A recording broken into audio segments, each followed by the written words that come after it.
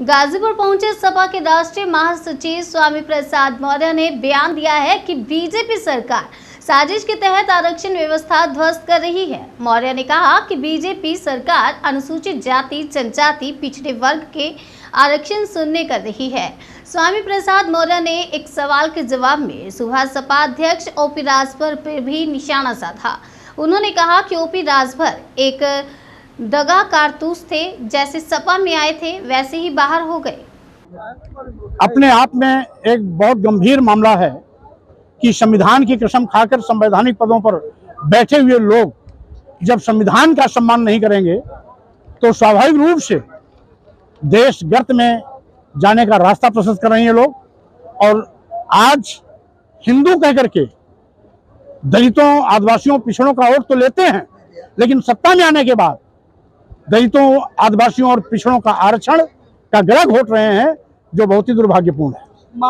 दिल्ली के अधिकारियों को ट्रांसफर पोस्टिंग को लेकर अधिकारियों को जो अध्यादेश जारी किया गया है उस पर राजनीति चल रही है। इसको लेकर अखिलेश यादव जी ने ट्वीट भी किया है। देखिए, कुल मिलाकर के केंद्र सरकार का ये हिटलरशाही रवैया है।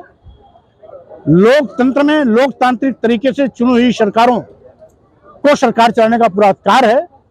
उसमें दखल देने का काम यदि कोई करता है तो लोकतंत्र की हत्या करना जैसा है। जी, कर्नाटका में जिस तरह शपथ ग्रहण हुआ और अखिलेश यादव जी का जो है मंच से गायब रहना, किस तरह की राजनीति, उसको ऊपर क्या कहना है? श्री अखिलेश यादव जी की बड़ी मां दादी कल ही एक्सपायर हो गई थी। अंत्येष्टि कार्यक्रम में व्यस्त होने के नाते कर्नाटक जाने का कार्यक्रम उनका निरस्त हुआ था। इसके पीछे कोई और कारण नहीं था, बल्कि उनकी बड़े पिताजी की पत्नी यानी नेताजी के बड़े भाई की पत्नी यानी बड़ी मां के एक्सपायर होने के नाते उनका कार्यक्रम स्थगित किया गया। अगर बात किया जाए ओम प्रकाश राजभर की, वो लगातार कहते रहते हैं कि ओम प्रकाश अखिलेश यादव के आसपास जितने लोग हैं वो दगे कारतूस हैं। तो जब ओम प्रकाश राजभर जी भारतीय जनता पार्टी के गठबंधन में हैं तो उनको अखिलेश यादव की चिंता करनी ही नहीं चाहिए। और सही मायने में तो जो दगी कारतूस थी वो अपने आप बाहर हो गई। वो अपनी व्यथा रो रहे होंगे कि राजभर जी दगी कारतूस के रूप में आए थे, चले गए। अब उनको दगी कारतूस दिखाई कहाँ पड़ रही है? अब तो भाजपा में दिखाई पड़ेगी, जो दिखाई पड़ेगी।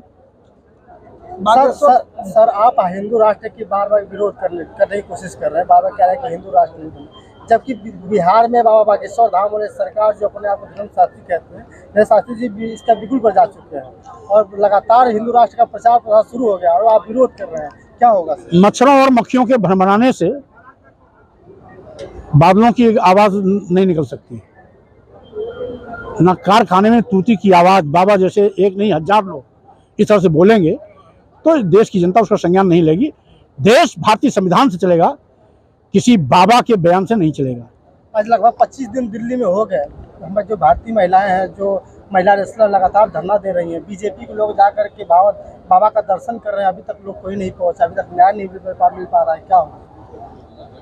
भारतीय जनता पार्टी की सरकार लोकतंत्र को लगातार कुचलने की कोशिश में लगी है।